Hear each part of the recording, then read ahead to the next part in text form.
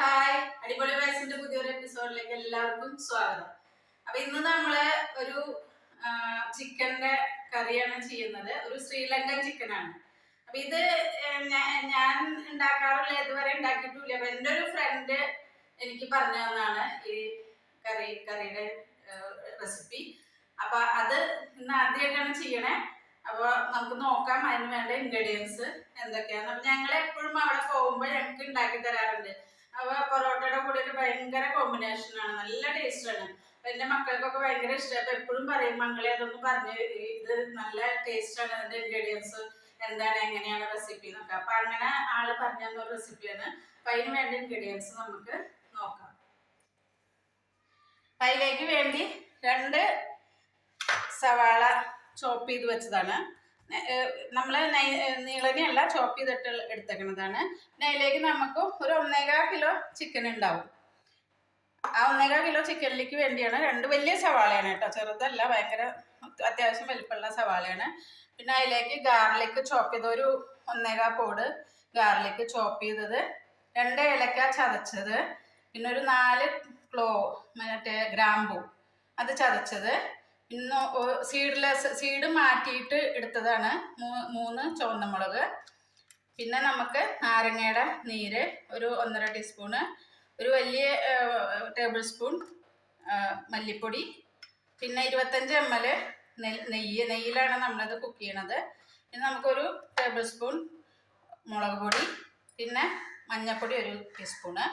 പിന്നെ നമുക്ക് അതിലേക്ക് 2 സീഡ് മാറ്റിയിട്ടുള്ള 2 പച്ചമുളക്. ഈ ഗാർലിക് നമ്മൾ ചതച്ച് വെച്ചിട്ടുണ്ട് കേട്ടോ. പിന്നെ അതിലേക്ക് നമുക്ക് തേങ്ങ ഒരു തേങ്ങയും പിന്നെ 1 തേങ്ങയുടെ പകുതിയും, അതിൻ്റെ പാലാണത്, മെയിൻ ഇൻഗ്രീഡിയൻ്റ് ആണത്. അപ്പോൾ 1.5 തേങ്ങയുടെ പാല്, അതിൽ 1-ാം പാല് എടുത്തു, 2-ാം പാലും, പിന്നെ ഫ്രഷ് ക്രീം. ഇത്രയും ഇൻഗ്രീഡിയൻ്റ് ആണ് എനിക്ക് വേണ്ടത്. ഇനി നമ്മൾ പാൻ ചൂടാക്കിയിട്ട് ഒന്ന് നെയ്യ് ചൂടാക്കിയിട്ട് പിന്നെ ബാക്കി കാര്യങ്ങൾ നമുക്ക് ചെയ്യാം. ഞാനിവിടെ ചൂടായിട്ടുണ്ട്. അതിലേക്ക് നമ്മൾ നെയ്യ് ചേർത്ത് കൊടുക്കണം.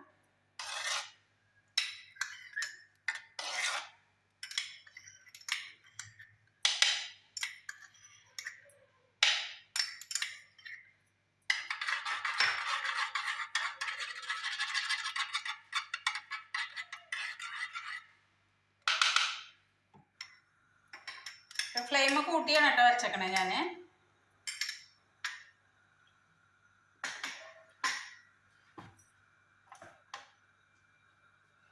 നമുക്ക് ഇതിലേക്ക് ഈ ഉള്ളി ഇട്ട് കൊടുക്കാം. ഇതൊന്ന് വാടി വരണം കേട്ടോ. അത് കഴിഞ്ഞിട്ട് ബാക്കി ഇൻഗ്രീഡിയൻസ് നമ്മൾ ആഡ് ചെയ്ത് കൊടുക്കാം.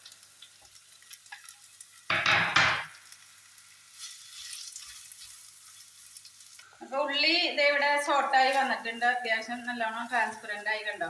നല്ല ഇത്രയും മതി. ഇനി ഇതിലേക്ക് നമുക്ക് ഗാർലിക്, ഈ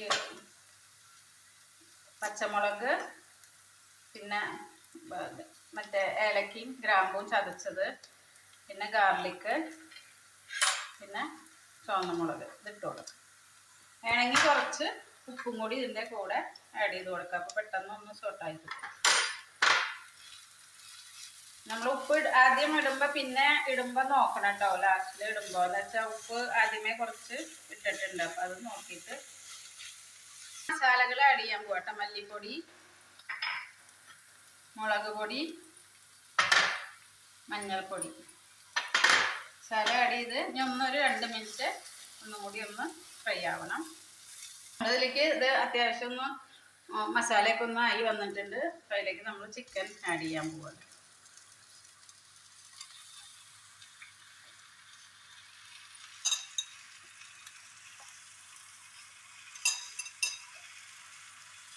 നന്നായി ഒന്ന് ചിക്കൻ ഇറക്കി കൊടുക്കണം. മസാലയൊക്കെ ഒന്ന് അതിലേക്കൊന്ന് ആവാൻ വേണ്ടി. ഇത് ഭയങ്കര സ്പൈസി ഒന്നുമല്ല കേട്ടോ, നോർമൽ ഒരു നല്ല ടേസ്റ്റാണ്. ഭയങ്കര ഒരു ഫ്ലേവറുള്ള കറിയാണ്. മെയിനായിട്ട് ഇതിലത്തെ ഫ്ലേവർ എന്ന് പറഞ്ഞാൽ നാളികേരപ്പാലും ക്രീമിൻ്റെയും ഒരു ഫ്ലേവറാണ് കൂടുതൽ. അല്ലാണ്ട് സ്പൈസി ഒട്ടും സ്പൈസി അല്ല. അപ്പോൾ സ്പൈസി ഇഷ്ടപ്പെടാത്ത ആൾക്കാർക്ക് ഇങ്ങനത്തെ കറി നല്ല ഇഷ്ടപ്പെടും. ചപ്പാത്തിയുടെ കൂടെയും പൊറോട്ടയുടെ കൂടെയൊക്കെ അടിപൊളിയാണ്.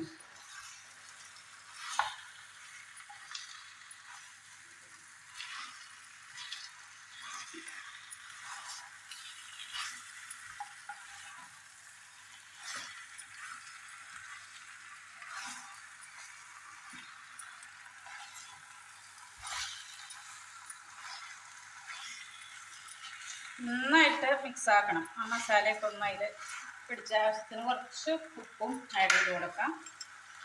ലാസ്റ്റ് പിന്നെ നോക്കിയിട്ട് വേണമെങ്കിൽ ഞാൻ മുന്നേ കുറച്ച് ഉപ്പ് ഇട്ടിരുന്നു. ഇത് ഓക്കെയാണ്. ഇനി ലാസ്റ്റ് നോക്കിയിട്ട് വേണമെങ്കിൽ ആഡ് ചെയ്ത് കൊടുക്കാം.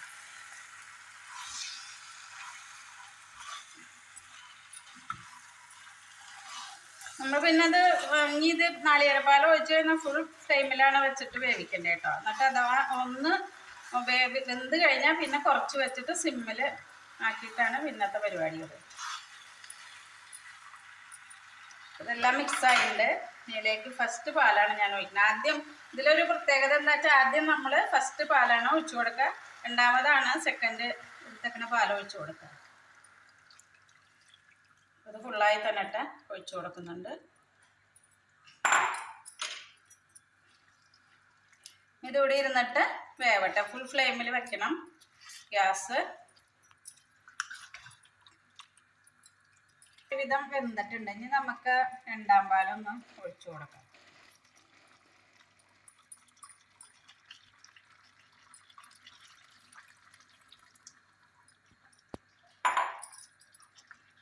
രണ്ടാം പാൽ ഒഴിച്ചിട്ട് ഒന്നും കൂടി അടച്ച് വെച്ച് ഒരു 10 മിനിറ്റ് കൂടി ഇവിടെ വെച്ചിട്ട് നമ്മുടെ ചിക്കൻ ഇവിടെ വെന്ത് റെഡിയായി വന്നിട്ടുണ്ട്.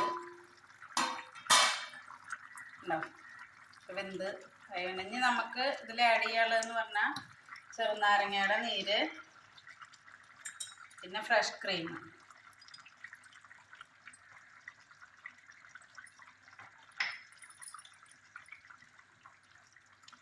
കുറച്ച് ഒരു 2-3 സ്പൂണ്, വലിയ ടീസ്പൂണിൽ ഒരു 3 ടീസ്പൂണ് ക്രീം.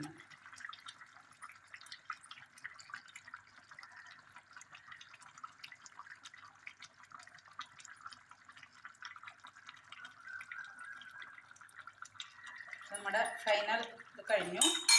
ഇതൊന്ന് സിമ്മിൽ ഇരുന്നിട്ട് ഒരു 5 മിനിറ്റും കൂടി ഒന്ന് സിമ്മിൽ വെച്ചിട്ട് നമുക്ക് ഓഫാക്കാൻ തീയെ. ചിക്കൻ റെഡി ആയിട്ടുണ്ട്. ഞാൻ ഗ്യാസ് ഓഫാക്കാൻ പോവാണ്.